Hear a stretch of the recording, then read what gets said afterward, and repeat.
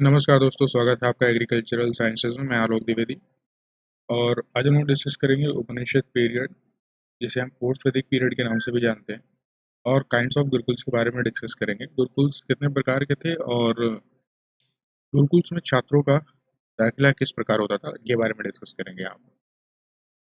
तो काफ़ी इंटरेस्टिंग पे टॉपिक रहने वाला है। और जैसे कि आप जानते हो कि आम जो बातचीत होती है हमारी समाज में, तो वहाँ पर कहा भी जाता है कि आज के जो विद्यालय हैं वो सिर्फ एक बिजनेस हो रह गया है। अगर बात की पढ़ाई में, तो वो पहले गुरुकुल में हुआ करती थी। तो इसी से रिलेटेड आपको जानकारी यहाँ पर दी जा रही है, तो आपके लिए बेनिफिशियल होगी। स्टार्टिंग से एंड तक वीडियो को देखें, आपको बहुत सारी इन्फॉर्मेशन यहाँ पर मिलेगी। देखिए, उत्तर वैदिक काल यानी कि 1400 ईस्वी से 600 ईस्वी तक के समय को कहा जाता है। आप इसे ये भी कह सकते हैं कि ऋग वैदिक काल के अंत से बुद्धिज्म और जैनिज्म की जब शुरुआत हुई थी, उस समय तक के समय को आप पोस्ट वैदिक यानी कि उत्तर वैदिक काल कहेंगे। और इसमें बात करें तो पोस्ट वैदिक पीरियड में सबसे ज़्यादा सैक्रिफाइशियल रिचुअल्स का बोलबाला था, यानी कि तपस्या और बलिदान पर ज़्यादा यहाँ पर जोर था, और इसको लोग ज़्यादा बेहतर मानते थे। एक तरीके से आप ऐसा कह सकते हो यहाँ पर। और धार्मिक कर्तव्यों को 4 भागों में बाँटा गया था, यानी जो प्रीस्ट थे यानी पुजारी थे, इनको 4 भागों में बाँटा गया था। किन-किन क्लासेस यानी कि वर्गों में बाँटा गया था, आप यहाँ पे देख सकते हो। जैसे पहला है आपका होत्री, दूसरा है उद्गाता, तीसरा है अध्वर्य और चौथा है ब्राह्मण। अब होत्री किसे कहते हैं? होत्री को आप होता या होत्र 2 तरीके से बुला सकते हो, इसे भी इनको कहा जाता था। तो इनका काम क्या होता था? होत्री का काम होता था प्रेयर्स को रिसाइट करना। किनकी प्रेयर्स को रिसाइट करना? गाना। इंद्र, अग्नि, वरुणा, ये इनकी जो है प्रेयर्स को जो है रिसाइट किया करते थे। और गॉड को विजुअलाइज किया करते थे।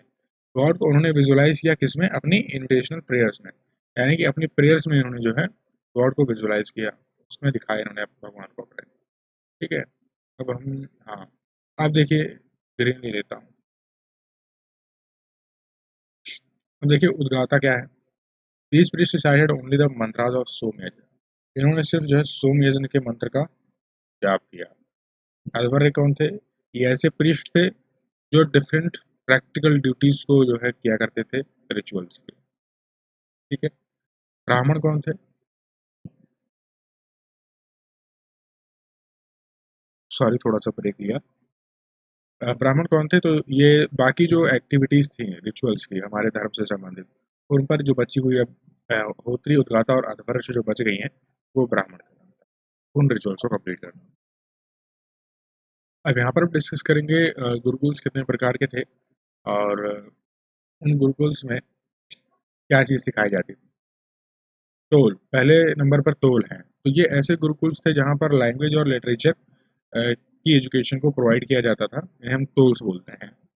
घातिका गुरुकुल क्या थे? तो जैसे आज अपन देखते हैं ना, प्राइमरी, सेकेंडरी, जूनियर, है ना, हायर सेकेंडरी, वैसे ये भी 4 भागों में है। टोल, गतिका, चरण, चतुपक्षी। तो घातिका में क्या सिखाया जाता था ऐसे गुरुकुल्स में? यहाँ पर विशिष्ट ज्ञान दिया जाता था, किससे संबंधित? Language, literature, religion, philosophy and ethics से संबंधित जो है यहाँ पर ज्ञान दिया जाता है, स्पेसिफिक नॉलेज। थर्ड नंबर पे आता है आपका चरण। क्या? चरण। तो ये इस गुरुकुल में, यानी यहाँ पर क्या सिखाया जाता था? यहाँ पर वेद सिखाए जाते थे। क्या सिखाए जाते थे? वेदों को पढ़ना सिखाया जाता था, वेद की जानकारी यहाँ पर मिला करती थी। चतुपक्षी में क्या होता है? तो ये ऐसा गुरुकुल है जहाँ पर 4 स्क्रिप्चर्स पर ध्यान देते थे। यहाँ पर ज्ञान दिया जाता था कौन कौन सी चीज़ों पर? फिलोसफी पर, पुराण पर, ग्रामर पर और एडमिनिस्ट्रेशन पर। ये सारी चीज़ें जो है आपको चतुपक्षी में पढ़ाई जाती थी। ठीक है। तो आई होप आप जान गए हैं कि प्रीस्ट को कितने भागों में डिवाइड किया गया था, और गुरुकुल्स को कितने भागों में विभाजन किया गया, ये भी आप समझ गए हो। अब हम बात करेंगे स्टूडेंट्स का एडमिशन, यानी कि इनका दाखिला जो है गुरुकुल में किस हिसाब से हो रहा था। तो वैदिक पीरियड में बात करें तो चिल्ड्रंस जो अलग अलग जाति या वर्ग को बिलोंग करते थे, उनके उम्र के हिसाब से उनका जो है दाखिला भी सेट किया गया था। जैसे ब्राह्मण के अगर बच्चे हैं तो वो 8 साल में जो है दाखिला ले सकते हैं। क्षत्रिय के बच्चे हैं तो 10 साल में, और वैश्य के बच्चे हैं तो 12 साल में। तो आई होप ये चीज़ आपको यहाँ पर क्लियर है। यहाँ पर तो कोई डाउट है नहीं आपको, है ना। और मुझे उम्मीद है कि आपने कुछ नया सीखा होगा इस सेशन में, है ना। अगर आपने नया सीखा तो वीडियो को लाइक करिएगा। ठीक है, कमेंट करके बताइएगा, अपने व्यूज़ को शेयर कीजिएगा। और जो न्यू है चैनल पर, वो चैनल सब्सक्राइब कर लें। ऐसी यूज़फुल वीडियोज़ आपको इस चैनल पर मिलती रहेंगी। जय हिंद, जय Bharat, have a great day.